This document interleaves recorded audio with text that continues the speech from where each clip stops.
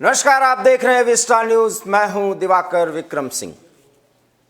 किसान, कृषि, खेती, कानून, सिर्फ इन्हीं मुद्दों की चर्चा है और इन मुद्दों की चर्चा इस शीतकालीन सत्र के दौरान भी होगी और उसके पहले की गहमा गहमी और उस पर होने वाली राजनीति और उस राजनीति की दशा और दिशा क्या होगी, इस पर भी चर्चा।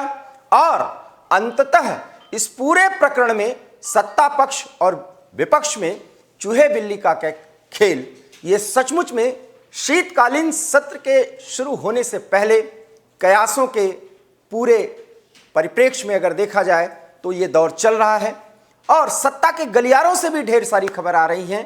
विपक्ष की अपनी रणनीति पर भी ढेर सारी खबरें आ रही हैं।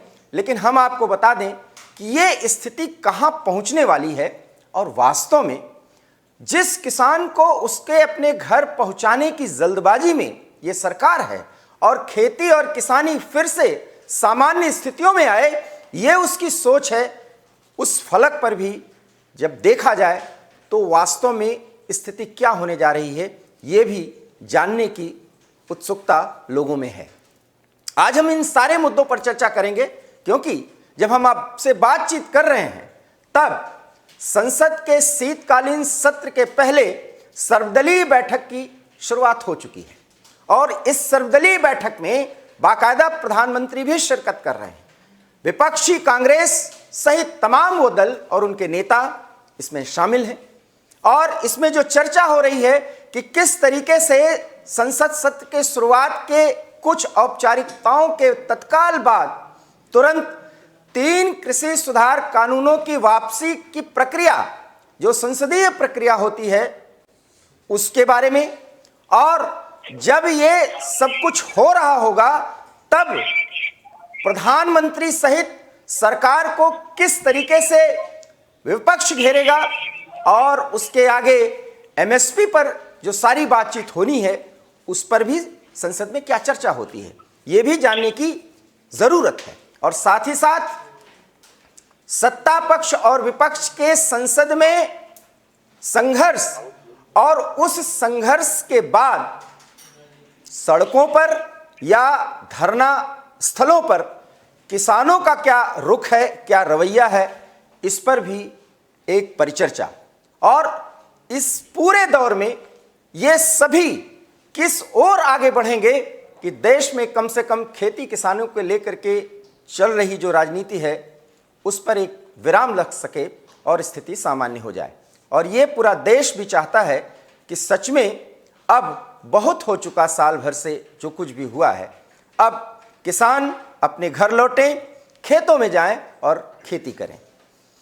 आज हमारे साथ राजनीतिक विश्लेषक सुनील कौशिक जी जुड़े हुए हैं और हम तफसील से पूरे मुद्दों पर चर्चा करेंगे और वास्तव में जो राजनीति हो रही है, इस राजनीति की धार क्या होने जा रही है जिसका असर सत्ता पक्ष और विपक्ष पर पड़ेगा।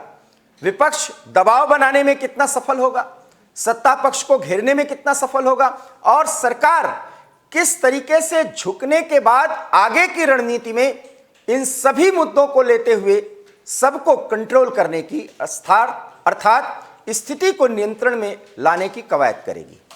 इन्हीं सारे मुद्दों पर चर्चा करने के लिए हमारे साथ आज खास मेहमान जुड़ रहे हैं राजनीतिक विश्लेषक सुनील कौशिक जी। सुनील कौशिक जी, आपका एवी स्टार न्यूज में बहुत बहुत स्वागत।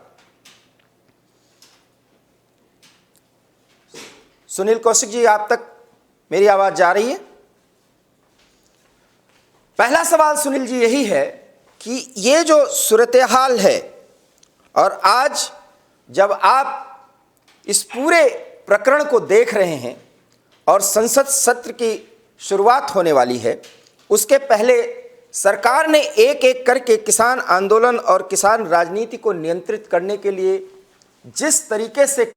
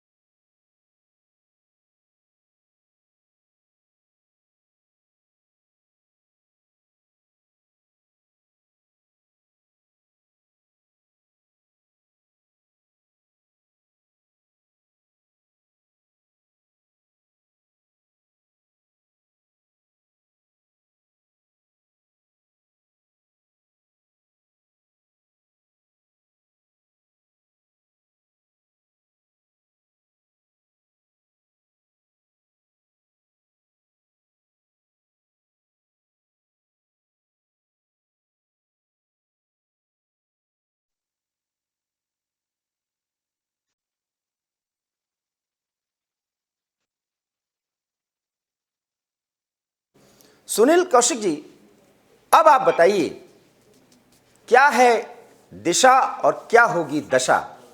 ये जो किसान प्रभाकर जी, जो सर्वदलीय मीटिंग का जो आपका सवाल है, वो आप भी देखते हैं कि लगभग हर सत्र से पहले सरकार की तरफ से इस तरीके की प्रक्रियाएं होती रही हैं, और जो विपक्ष में राजनीतिक दल बैठते हैं वो भी अपनी रणनीति तय करते हैं, इसमें कोई दो राय नहीं।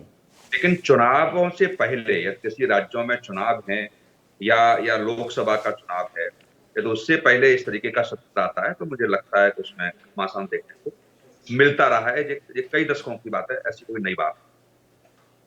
लेकिन आप इस बात से सहमत होंगे, आपने भी कई दशकों से पत्रकारिता की है, कि इतना बड़ा आंदोलन के बाद एक पक्ष की तरफ से केवल घोषणा कर दी जाए कि हम ये वापस ले रहे हैं, ये थोड़ा सा मुझे अजीब लगा। क्योंकि जितने भी बड़े आंदोलन हुए हैं, मुझे लगता है टेबल पे आमने सामने बैठ के जब वार्ता होती है और उस पर सरकार या सरकार का प्रतिनिधि निर्णय करता है और बड़ा हंसी खुशी के साथ वो आंदोलन खत्म हो। जी। लेकिन इस बार का आंदोलन उसी तरीके से सरप्राइज हुआ जिस तरीके से प्रधानमंत्री मोदी जी देते आए। यहाँ थोड़ा सा बीजेपी से चूक हुई, क्योंकि जो आज किसान आंदोलन से जुड़े हुए संगठन जो अन्य मांगे रख रहे हैं, मुझे लगता है कि यदि प्रधानमंत्री जी इनके साथ बैठ के वार्ता करते और कानून वापस लेने की बात आती, तो मुझे लगता है कि इससे ज्यादा किसान संगठन मांगने को तैयार न हो। क्योंकि जब वो टेबल पर लोग बैठे होते हैं तो कहीं ना कहीं दो कदम सरकार आगे चलती है, दो कदम संगठन आगे चलते, और बीच में भी तमाम ये बातें आई कि तीनों कानून वापस हो जाएंगे तो आंदोलन खत्म हो जाएगा। यदि किसान संगठनों से के नेताओं से यदि व्यक्तिगत बात हो तो इस बात से वो भी आहत हैं कि प्रधानमंत्री हमसे बैठ के वार्ता करते। ये केवल ऑन कैमरा वो कहने को तैयार नहीं है, यदि हमसे बैठ के वार्ता करते तो लगता है कि हम जो प्रधानमंत्री ने घोषणा की वही हमारे लिए सब कुछ था, और हम मान भी जाते हैं और उठ भी जाते हैं। लेकिन एक तरफ से प्रधानमंत्री ने आकर के कह देना, ये उनको थोड़ा गले नहीं उतरी। और अन्य जो मांगे हैं, चाहे 700 से ऊपर किसानों की आहुति की बात कही हो, या एमएसपी की बात कही हो, या तमाम पराली को लेकर के जो मुकदमों की वापस हो, तमाम ऐसे हैं जो उन्होंने अन्य मांगे रखी हैं। मुझे लगता है इन मांगों की आवश्यकता है इन तीनों बिलों को वापस लेने के दौरान नहीं होती। लेकिन सरकार उसका श्रेय लेना चाहती है, किसी और को श्रेय देना नहीं चाहती, क्योंकि लगता था कि हम किसान संगठनों से वार्ता करेंगे तो कहीं ना कहीं किसान संगठन इस बात का श्रेय ले जाए कि हमारे दबाव के कारण प्रधानमंत्री जो थे, ये सारी चीजें रही होंगी। अब क्या या यदि हम बीजेपी के तमाम नेताओं से बैठ के बात करें तो हो लगता है प्रधानमंत्री जी का ये कदम रहा हो, तो उनके पास ये सूचना रही हो कि तीनों बिल वापस हो जाने के बावजूद भी यदि ये आंदोलन वापस नहीं होगा तो मेरी से उन किसान संगठनों को एक्सपोज करने का निर्णय होगा। बिल्कुल सही, बिल्कुल ये सही। कहीं मैं एक तरफा निर्णय ले लूं, जनता इस बात का निर्णय लेगी कि यदि तीन तीन कानूनों पर ही ये आंदोलन होना था और तीन बिल्कुल। वापस ले लिए, तो किसान संगठन वापस क्यों नहीं जा रहे हैं। इसकी मंशा दर्शाने का काम प्रधानमंत्री ने किया, और जनता इसको समझे कि वास्तव में जो जो बीजेपी के नेता आरोप लगा रहे थे कि ये आंदोलन कहीं ना कहीं स्वघोषित हो रहा है किन्हीं किन्हीं राजनीतिक संगठनों या ताकतों के कारण, वो चीजें खुले सामने बिल्कुल सारी सही। चीजें लगता है कि निकल के आ भी रही और आगे आएंगी भी। क्योंकि पराली को लेकर के जो मुकदमे वापस की बात हुई थी, वो राज्य सरकारों का काम है, वो कृषि मंत्री ने कल कह दिया। वापस लेने की बात हुई, ढील देने की, अब मुकदमे नहीं होंगे, ये कृषि मंत्री ने कह ही दिया। तो सारी चीजें हैं, मुझे लगता है कि सरकार जितना झुक सकती थी उतना झुकी है। लेकिन इससे ज्यादा यदि बात करेंगे तो लगता है कि कहीं ना कहीं किसान संगठन भी राजनीति कर रहे हैं। ये बात का समझे। जी, जी, जी। जो शीत सत्र आ रहा है उसमें इन तीनों कृषि कानूनों के अलावा भी दो तीन कानून ऐसे हैं जिसमें मुझे लगता है विपक्ष जीते हैं। तो है, आपने देखा केंद्रीय ईडी को लेकर के या पुलिस कमिश्नर की को जो कार्यकाल बढ़ाने की जो बातें हुई हैं, उसमें भी जो संशोधन आ रहे हैं, केंद्रीय सतर्कता संशोधन अधिनियम और दिल्ली विशेष पुलिस बल स्थापना का जो संशोधन है आए, तो उसका लगता है मुझे घमासान संशोधन देखने को मिला। जी। चौथा मुझे लगता है कि क्रिप्टो करेंसी को लेकर के, कि जहां सरकार ने रणनीति जो बनाई है कि क्रिप्टो करेंसी निजी नहीं हो, उसमें कहीं सरकार की एनओसी लेनी पड़ेगी, सरकार की सहभागिता रहेगी। जिस तरीके से क्रिप्टो करेंसी में कर रही है, वो अपने लोग कुछ एजेंसियां निजी तौर से उसका इस्तेमाल करें। तो ये तो 26 बिल के आसपास आएंगे, लेकिन ये 3-4 बिल ऐसे हैं जहां मुझे लगता है विपक्ष घेरने का सरकार को प्रयास कर। और ममता दीदी का 2-4 दिन पहले आना, और मुझे लगता है कि पिछला सत्र रात सबको ये सारी रणनीति है कि इसका विपक्ष में जीते हुए जीत में जो भी सत्र चलेगा, उसका विरोध का श्रेय किस पार्टी को मिलेगा, इस पर तलवार चार चुनाव है। क्या कांग्रेस इसका श्रेय लेगी, या कांग्रेस श्रेय लेगी, या अन्य राजनीतिक दल लेंगे, या एक समूह टाइप से बनेगा जो राजनीतिक दलों का विपक्ष रहते हुए होता है। क्योंकि पिछली बार आपने देखा होगा कि ममता दीदी ने चाय पे बुलाया, राहुल गांधी से दिन सारे लोगों को चाय पे बुलाया था, और ये संदेश देने का प्रयास किया गया था कि कांग्रेस ही सबसे बड़ा विपक्ष का दल है, और इस विपक्ष में केंद्र सरकार को हराना है या भाजपा को हराना है तो कांग्रेस के नेतृत्व में रहकर ही हराया जा सकता है। ये पिछली बार सत्र में राहुल गांधी ने चाय पर चर्चा को संदेश देने का प्रयास किया। जी, अब मैं आपसे ये सवाल आगे वाला करूं, उसके पहले एक सवाल बनता है। आपने कहा भाजपा से चूक हुई, भाजपा से चूक हुई या सरकार से चूक हुई थी? नहीं, मुझे लगता है कि जो प्रधानमंत्री जी के एडवाइजर हैं, देखो चाहे नोटबंदी को लेकर के रहा हो, चाहे 3 तलाक कानून को लेकर के रहा हो, जिस तरीके से प्रधानमंत्री अचानक आकर निर्णय देते हैं ना, तो मुझे लगता है कि जो निर्णय लिया गया होगा वो कृषि मंत्री को भी पता नहीं। ऐसा ऐसा हम लोग कह सकते हैं, क्योंकि अब तो बहुत मुश्किल हो गया है। दिवाकर साहब, जब पहले मंत्रिमंडल के विस्तार होते थे या कोई निर्णय होता था तो मीडिया को पहले ही पता चल जाता था, लेकिन जब मोदी जी आए हैं तब से बातें पता करना बहुत मुश्किल हो गया है कि आखिर में क्या सूत्र जो होते थे वो न तो बोलने को तैयार होते हैं, या मुझे लगता है कि उनको सख्त हिदायत दी जाती है कि ये बात बाहर, दरवाजे के बाहर नहीं जानी चाहिए। तो ये सारी चीजें हम कुछ भी कह सकते हैं, लेकिन यदि इसका विश्लेषण करूं तो मुझे लगता है कि यदि प्रधानमंत्री जी सारे किसान संगठनों को बुलाकर के चाय पे चर्चा करते और वो कार्यक्रम लाइव रहता था, और ये चीजें बैठ करके जब बातें निकलती तो ये 3 कानून वापस लेने पर निपट जाती। ये एक पक्ष हो सकता है, और मुझे लगता है कि जो भी अन्य मांगे हैं वो किसान संगठनों की तरफ से नहीं होती, यही बातें खत्म हो जाती। लेकिन दूसरा पक्ष हम देखें, आरएसएस के तमाम नेताओं से बात करें या बीजेपी का, तो वो अपने हिसाब से बातें करते हैं, या आप भी जानते हैं। लेकिन ये है कि कहीं न कहीं सरकार को ये पता रहा होगा कि हो सकता है कि तीनों कानून वापस ले जाने के बाद प्रधानमंत्री के सामने जब बैठ वार्ता हो और वो बातें बीच की न बन पाए, रास्ता न निकल पाए, तो प्रधानमंत्री जी के पद की गरिमा को ठेस पहुंचेगी। तो और दूसरी बात, यदि आंदोलन फिर भी खत्म नहीं हुआ प्रधानमंत्री की मीटिंग के बाद, तो जनता के बीच जाने का एक रास्ता प्रधानमंत्री जी को लगा होगा कि जिस बात को लेकर के, जिन कानून के किसान आंदोलित हैं, वो हम खत्म कर देते हैं, या फिर भी किसान आंदोलन अब अडिग रहते हैं या पीछे हटने को तैयार नहीं होते हैं, तो इसका निर्णय जनता करेगी। और ये आपने देखा होगा कि किसान संगठन है, मुझे लगता है 5 से 7 संगठन ऐसे हैं जो अब आंदोलन करने के मूड में नहीं है। उन्होंने बड़ा कह दिया कि हमारा आंदोलन सिर्फ 3 कृषि कानूनों को लेकर के हुआ था, वो प्रधानमंत्री ने खत्म कर दिया है। अब हम लगता है कि आंदोलन नहीं करना चाहिए। लेकिन अब राजनीति है, जिनके माध्यम से जो आंदोलन चल रहा था, और हम और सब जानते हैं, उनको जवाब क्या किसान संगठन देंगे, इसकी भी रणनीति किसान संगठन बना। बहुत अहम सवाल उठाया है आपने, और जवाब में जो बातें कही हैं सुनील जी, पिछले 4-5 दिनों से जब भी किसान मुद्दे पर मैं अपने सहयोगियों के साथ जुड़ा या खुद एक एंकर के तौर पर जुड़ा, तो वही बातें बोला कि प्रधानमंत्री ने जो डैमेज हुई है स्थिति इस किसान आंदोलन को लेकर के, और 3 कृषि सुधार कानून को वापस लिया 1 साल के बाद, वास्तव में वो जनता को दिखाना, बताना, समझाना चाहते हैं कि किसान आंदोलन की जो स्थिति है उसका जो राजनीतिकरण हुआ है और उसका जो परिपोषण हो रहा है वो जनता के सामने आए अब। और बहुत हद तक आपने जो कहा कि वो आना शुरू भी हो चुका है, क्योंकि मेरा अपना मानना है, और जैसा कि आप भी मान रहे हैं, कि सब कुछ हो जाने के बावजूद किसान आंदोलन अभी समाप्त होने वाला नहीं है।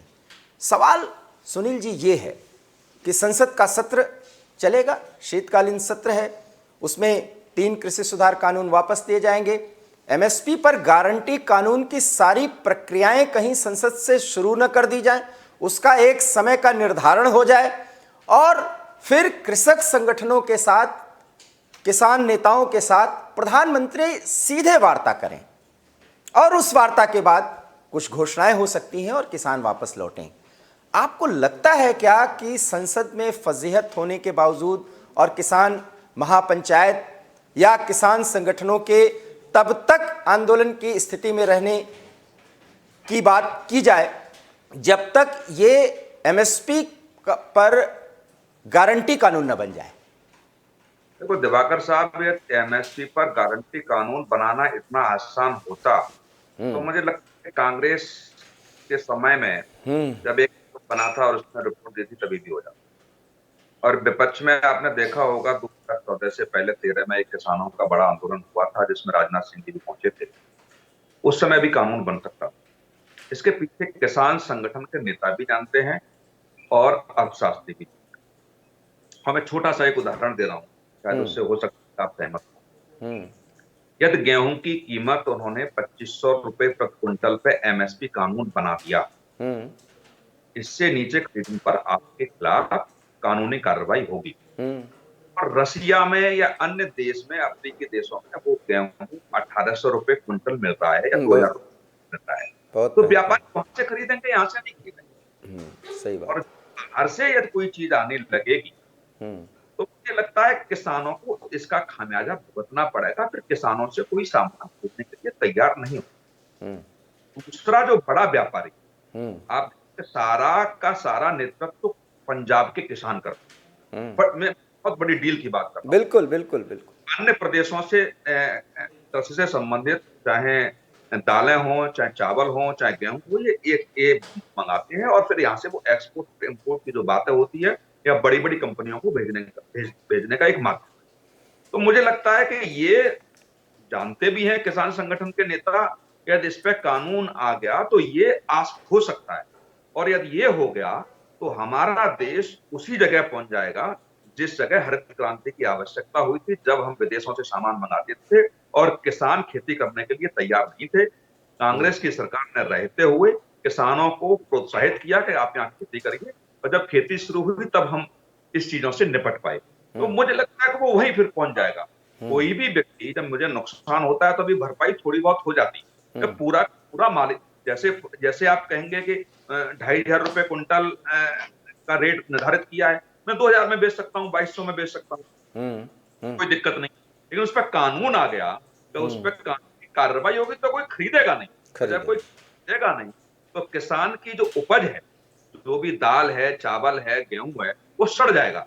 फिर किसान किस स्थिति में पहुंचेगा, ये सरकार के प्रतिनिधि भी जानते हैं, किसान संगठन के नेता भी जानते हैं। लेकिन मुझे लगता है कि राजनीति हो रही है। हाँ, इस बात पर निर्णय तो हो सकता है, किसान संगठन ये तय करना है कि हमारी रेट ये होगी, इससे नीचे नहीं बेचेंगे, तो बात बन सकती है। लेकिन उसको कानून के दायरे में ले आओगे तो मुझे लगता है कानून के दायरे में कोई सामान आने से लोग दूर भागने लगते हैं। बहुत ही महत्वपूर्ण बात आपने कही कि एमएसपी पर गारंटी कानून का वो जो तकनीकी पहलू है वो किस तरीके से किसान संगठनों के लिए, किसानों के लिए और सरकार के लिए भी परेशानी का सबब बन सकती है, सुनील कौशिक जी ने बताने की कोशिश की। बड़ा सवाल उठता ही है सुनील जी कि फिर सारे किसान संगठन या नेता इस बात पर अड़े हुए हैं कि गारंटी कानून बनाया जाए। नहीं, बिल्कुल अड़े हैं। लेकिन मुझे लगता है कि कल ये भी बात निकल के आई है कि एमएसपी गारंटी कानून पर एक कमेटी बना दी है और कमेटी वो निर्णय लेगी कि क्या होता है। तो मुझे लगता है कि इसको टाला जा सकता है। दूसरा बात, रास्ता सरकार के पास ये है कि किसान आयोग बनाने की बहुत दिनों से मांग। किसान आयोग का गठन कर दे, किसान आयोग निर्णय ले लेगा, उसमें ठीक से एक्सपर्ट लोग होंगे और वो तय करेंगे कि एमएसपी पर कानून आ सकता है कि नहीं आ सकता है। क्योंकि कोरोना के बाद जो विश्व में या अपने देश में जो स्थिति हुई है इकोनॉमी, अगर एमएसपी कानून अभी लाया जा सकता है तो मुझे लगता है कि देश के लिए भी और किसानों के लिए भी बहुत घातक होगा। और मुझे लगता है किसान संगठनों को समझने में और सरकार समझाने में, मुझे लगता है कि किसी हद तक समझते भी हैं। जब किसान संगठनों से बैठ के ऑफ कैमरा बात हो तो ये स्वीकार भी करते हैं, लेकिन ऑन कैमरा राजनीति उनको करनी है। तो फिर ये वो जो अपनी बात कह सकते हैं वो कहते हैं। ये किसान संगठन के नेता भी समझते हैं इस बात को कि एमएसपी पे कानून लाना हमारे लिए भी और देश के लिए भी बहुत घातक होगा। उन परिस्थितियों में कानून लाना घातक होगा तो सरकार पर कुछ बर्डन ज्यादा ही पड़ेगा।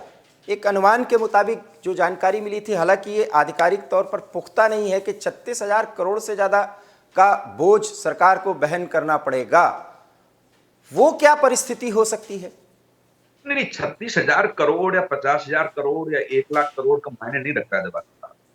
देखो दिक्कत क्या है कि जब किसान की कोई फसल जब व्यापारी नहीं खरीदेगा, सरकार तो खरीदती है अभी ना। हाँ हाँ बिल्कुल। सरकार को 80 करोड़ लोगों को जो मुफ्त खाना दे रही है, हाँ तो किसानों से ही खरीदती है। तो इतना तो ही जाता है कि वो जो रेट सरकार ने निर्धारित कर दिए हैं उस रेट पर खरीदती है। लेकिन कानून का मतलब वो ये कह रहे हैं कि इससे नीचे खरीदा गया तो वो दंडात्मक कार्रवाई उसके खिलाफ होनी चाहिए। किसान संगठन ये कहा, एमएसपी तो लगभग सबकी निर्धारित है, बराबर है। हाँ हाँ हाँ हाँ। लेकिन वो चाहते हैं गारंटी, और गारंटी का मतलब ये है कि इससे नीचे कोई खरीदता है तो उसके खिलाफ कानूनी कार्रवाई। इससे सरकार को ये लगता है कि जो बड़े बड़े मॉल हैं या हमारा देश से बाहर भी देखा होगा, चीनी भी जाती है, चावल भी जाता है, दालें भी जाती है और आती भी हैं, यदि हम कानून के दायरे में ले आएंगे तो इस देश का बड़ा व्यापारी उन देश की तरफ जाएगा जहां हमारे देश से सस्ता सामान मिलता है, जहां कानून का कोई डर उनको नहीं है। बिल्कुल बिल्कुल। तो फिर अपने देश का किसान अनाज बेचेगा कैसे? यही यही यही तो किसानों को समझना पड़ेगा कि किसानों के नाम पर कुछ लोग राजनीति कर रहे हैं। ये किसानों को समझने की बात है, क्योंकि अभी भी मुझे लगता है कि हमारे यहाँ 140 करोड़ के आसपास की जनसंख्या है।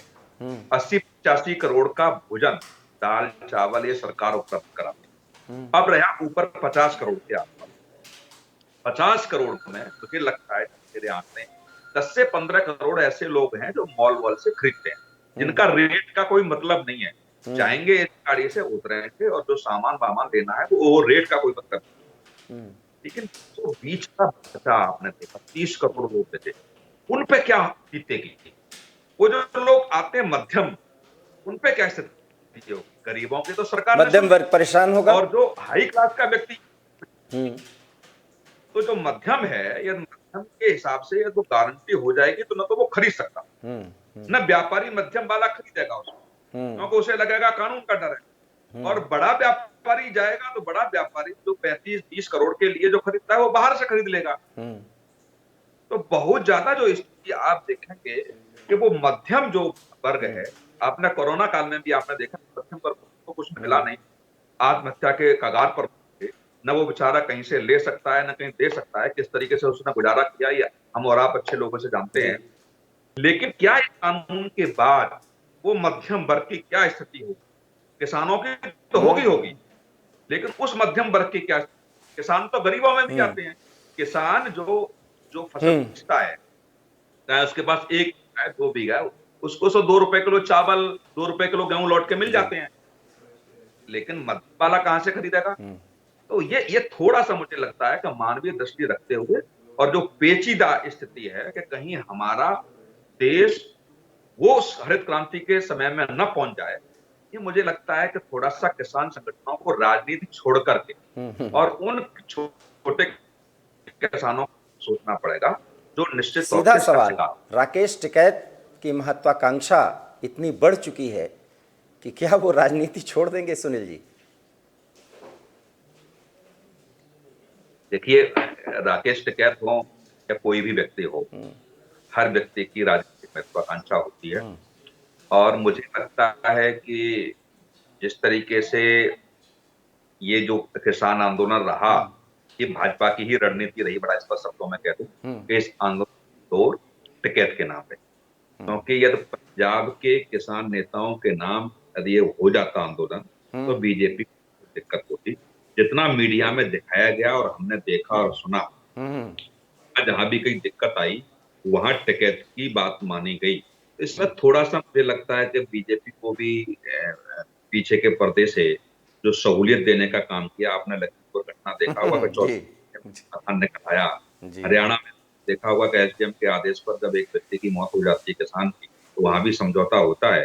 तो जहां देखा कि सरकार को कि चीजें हाथ से निकल रही हैं, तो वहां टिकैती उनके काम आए हैं।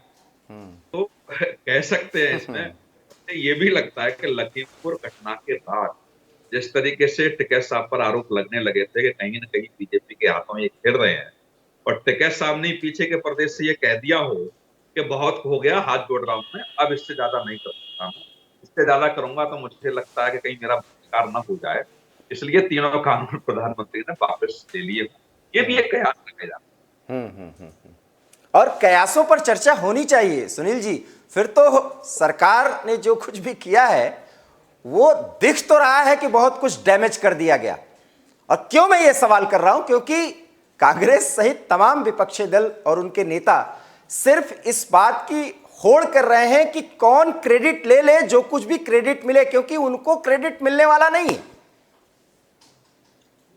नहीं, देखो इस समय जो देश का नेतृत्व कर रहे हैं, तो ये मुझे लगता है विपक्ष की पार्टियों को समझना पड़ेगा बहुत बारीकी से कि वो अपनी पार्टी के नेताओं को क्रेडिट नहीं लेने देते। तो आप तो राजनीति कर रहे हैं, विपक्ष में बैठे हुए हैं, जी उसका क्रेडिट आपको कैसे मिलेगा? तो मैं बड़ा स्पष्ट शब्दों में कह दूं, और आप भी इस बात को समझते हैं कि इस समय प्रधानमंत्री मोदी हैं। मुझे लगता है कोई भी देश के लिए, देश के हित के लिए ऐसा भी कोई काम होगा, तो उसका श्रेय और सिर्फ मोदी लेंगे, कोई और नहीं देगा। और इस समय देश की बात करूं, तो देश में और भाजपा में भी, मतलब देश में भी बड़ा नेता मोदी है, और भाजपा में भी मुझे लगता है कि इससे बड़ा चेहरा भाजपा के पास कोई नहीं है। तो या चाहे वो गलत निर्णय लें या सही निर्णय लें, सबको हाँ में हाँ बीजेपी में करनी पड़ती है, जो आप भी समझते हैं। लेकिन आपके जितने आपके इस विश्लेषण से मैं इस हद तक सहमत हूं कि यही बातें मैं भी बोलता रहा हूं। मेरा जी, सवाल आपसे सिर्फ इतना ही है कि ये डैमेज कंट्रोल करने के तहत प्रधानमंत्री या उनका कोई मंत्री लगातार किसानों के आगे पूरी तरीके से झुकती हुई दिखा रही है अपने आप को। उस हद तक झुकेगी सरकार अपनी गलती मानते हुए कि जनता सब कुछ देखती रहे। संसद का सत्र शुरू होने वाला है, इसको टिल्ट करने की या एक नया मोड़ देने की कोशिश विपक्ष की तरफ से कहीं ना हो जाए, क्योंकि अभी भी शरद पवार, ममता दीदी का अपना ब्रेन, राहुल गांधी की अपनी भूमिका अर्थात कांग्रेस की भूमिका, क्या होने जा रहा है। लेकिन एक बात और है, कैप्टन अमरिंदर सिंह कांग्रेस से दूर हैं। इस किसान आंदोलन में कैप्टन अमरिंदर की भी एक भूमिका रही है, कहीं वो फलक पर खुल करके सामने ना आ जाएं। देखो ये तो राजनीति है, और अमित शाह जी के साथ, नरेंद्र मोदी जी के साथ कैप्टन साहब की क्या बातें रही, ये तो अभी हम लोग सारे लोगों ने कयास लगाए हैं। लेकिन कैप्टन साहब बड़े मजे हुए नेता हैं, और उनकी 5 दशक की राजनीति रही है।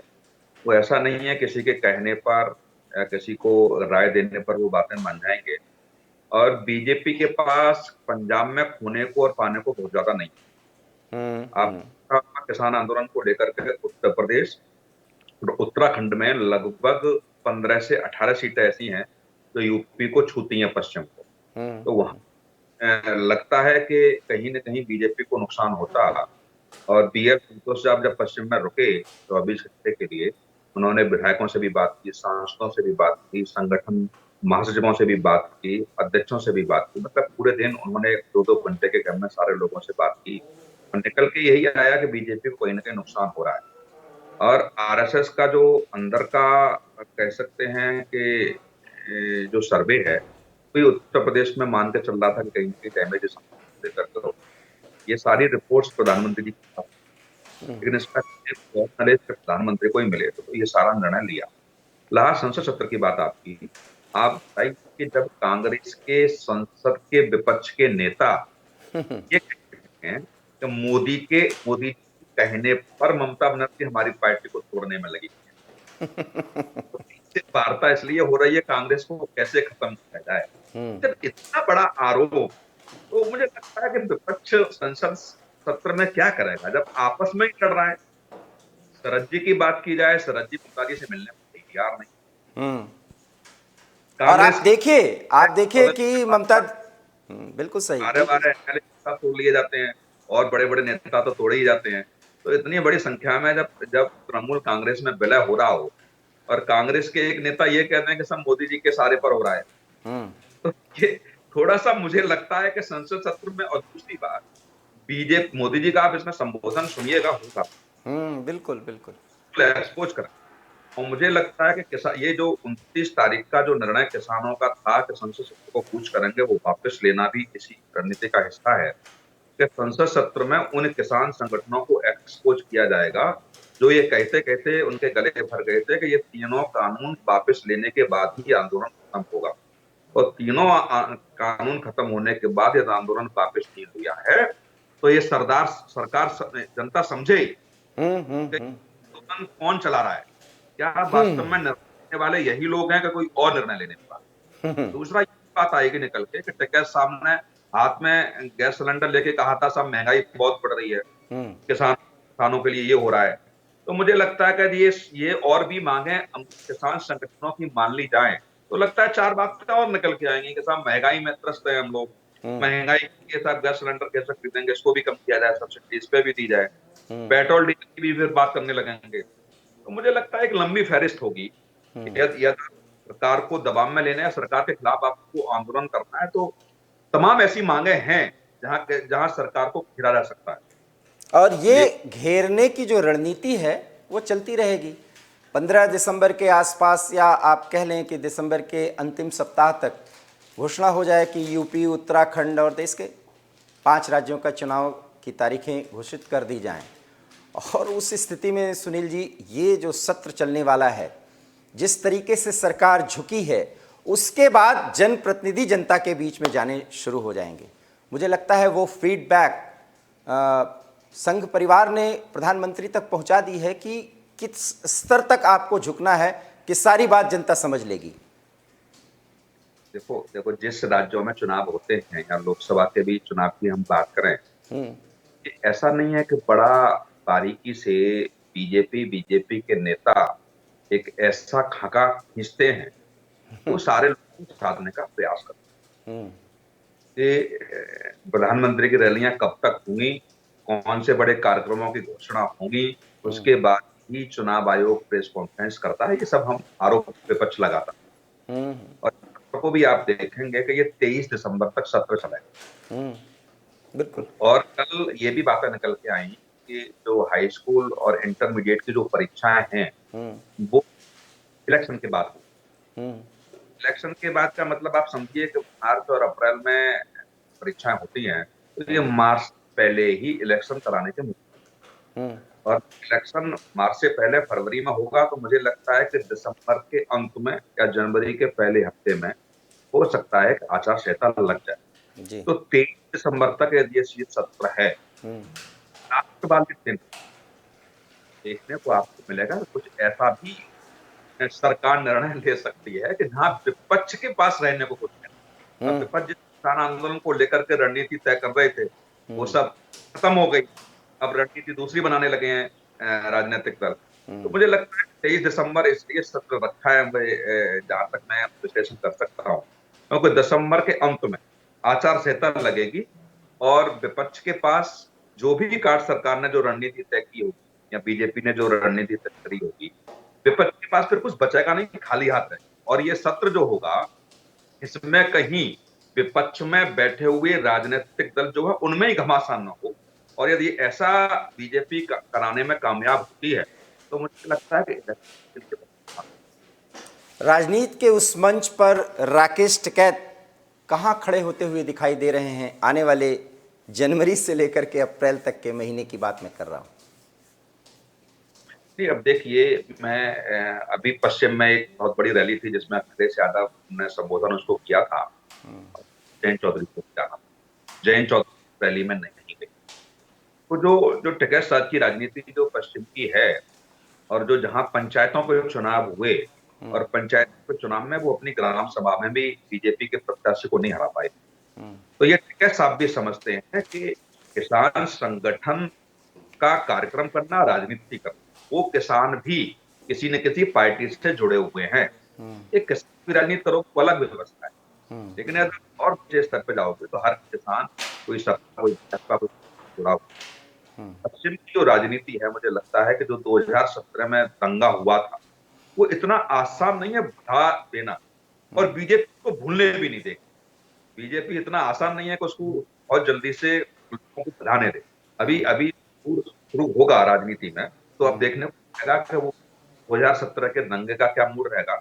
और टिकैत साहब भी ये समझते हैं कि बिना किसी बड़े राजनीतिक संगठन के आज की स्थिति ये है, तो बीजेपी के साथ जाते हैं विपक्ष को, और वो विपक्ष के साथ जाते हैं तो बीजेपी के लिए कहने को मिल जाएगा कि आप विपक्ष के खेमे में रह करके राजनीति करो।